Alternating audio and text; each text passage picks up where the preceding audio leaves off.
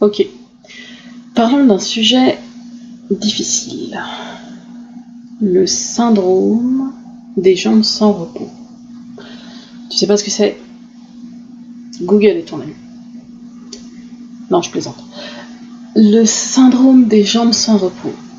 Les personnes qui sont atteintes de cette maladie ont des sensations dans les jambes, mais pas que, des fois ça peut aussi aller dans d'autres parties du corps, mais principalement dans les jambes,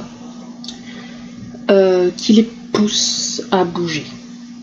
C'est pas de la nervosité comme certains ont, quand ils sont assis, ils sont obligés de faire trembler la jambe à tout prix, ça n'a rien à voir. C'est une sensation physique, comme des fourmillements, des décharges électriques. Moi j'ai tendance à comparer ça avec la sensation qu'on a quand on teste les réflexes du genou.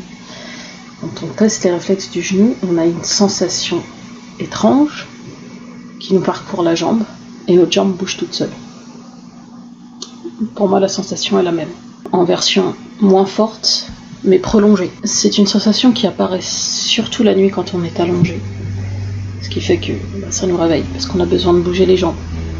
Donc on est forcé de changer de position, forcé de se lever, de marcher, parce qu'il n'y a que comme ça que la sensation s'atténue. Selon les niveaux de la maladie, on aura plus ou moins besoin de se lever pendant la nuit. On aura des insomnies, on sera obligé de rester debout. Certains tombent littéralement de sommeil. Pour des versions plus soft, des fois, juste faire un petit peu d'exercice et se recoucher, ça suffit.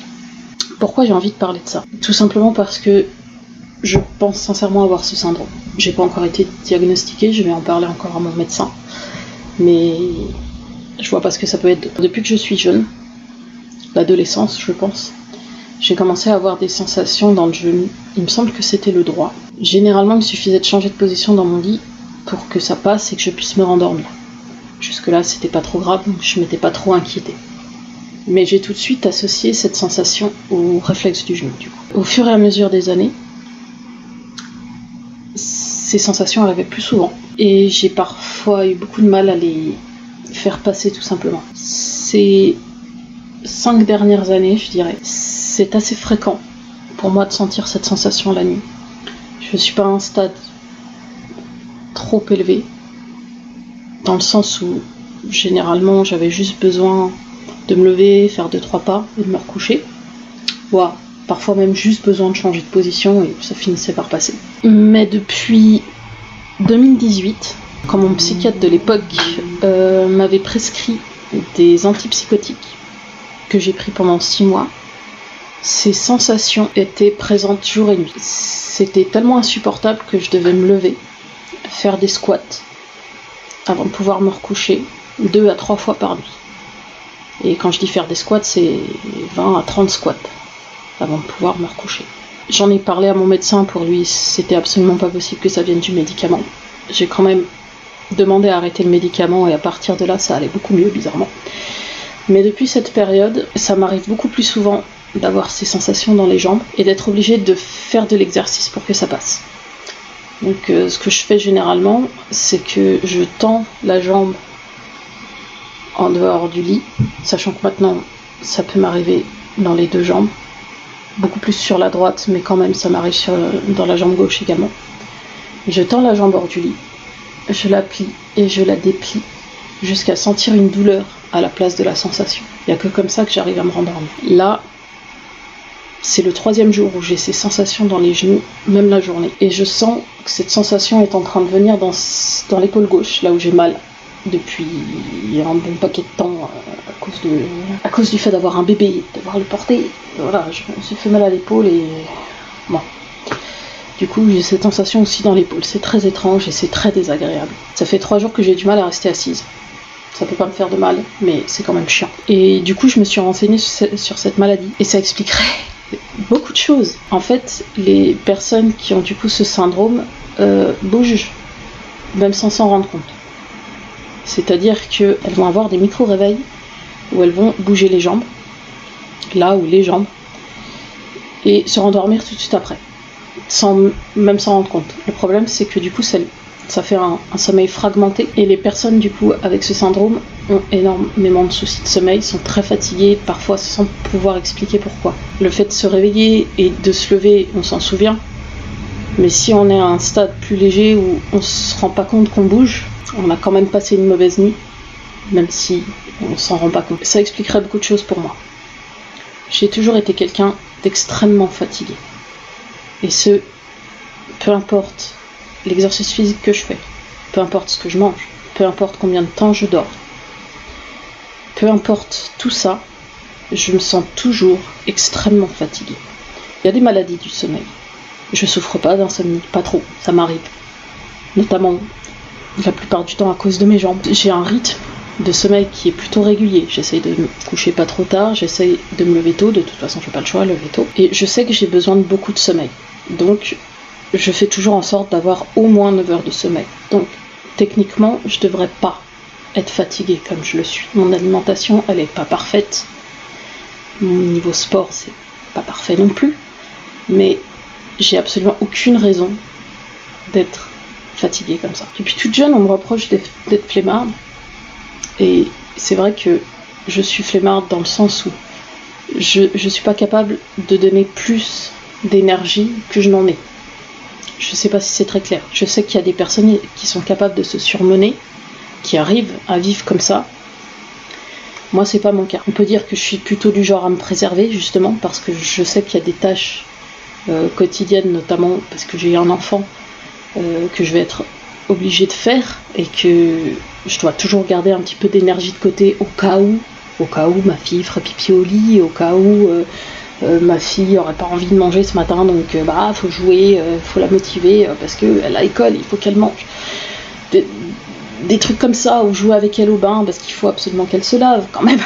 Donc j'essaye de garder toujours une certaine réserve d'énergie pour ces cas-là où il se passe un truc et il faut que je fasse un effort.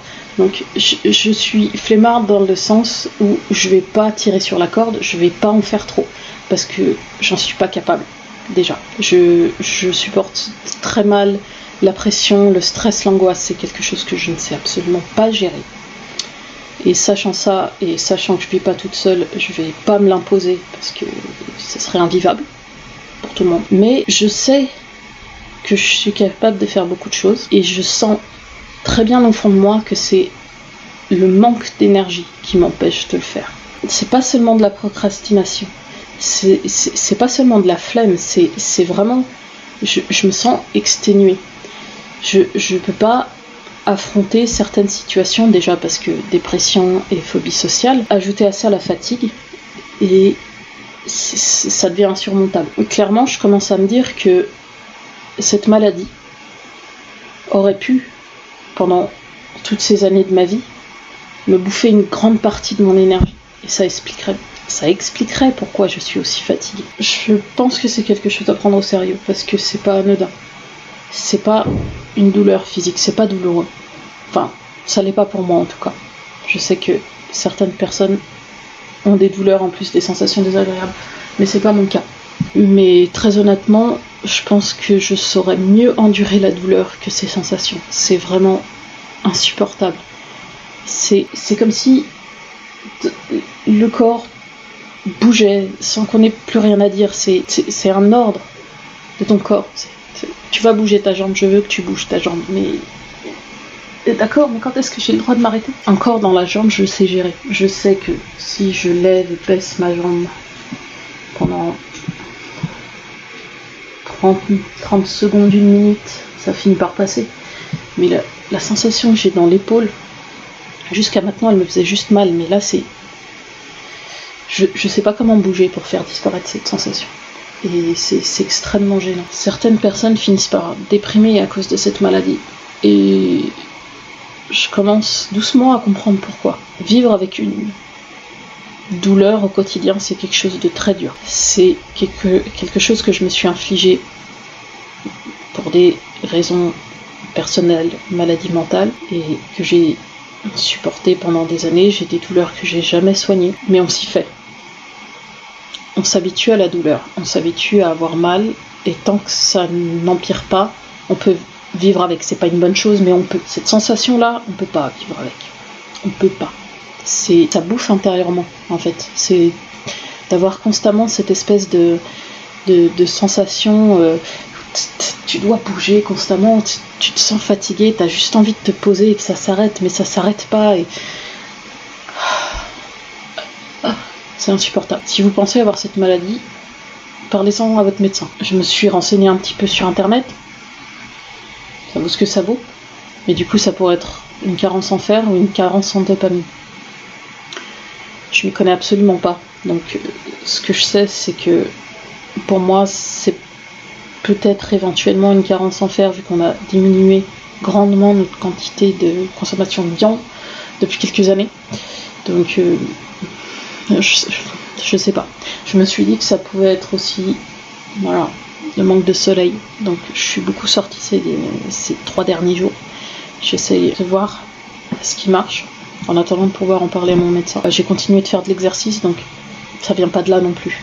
J'ai fait pas mal d'exercices ces 3-4 derniers jours, donc c'est pas ça. C'est peut-être éventuellement le stress. J'ai d'autres symptômes de stress qui sont revenus ces derniers jours, étant donné que j'ai fait de la merde.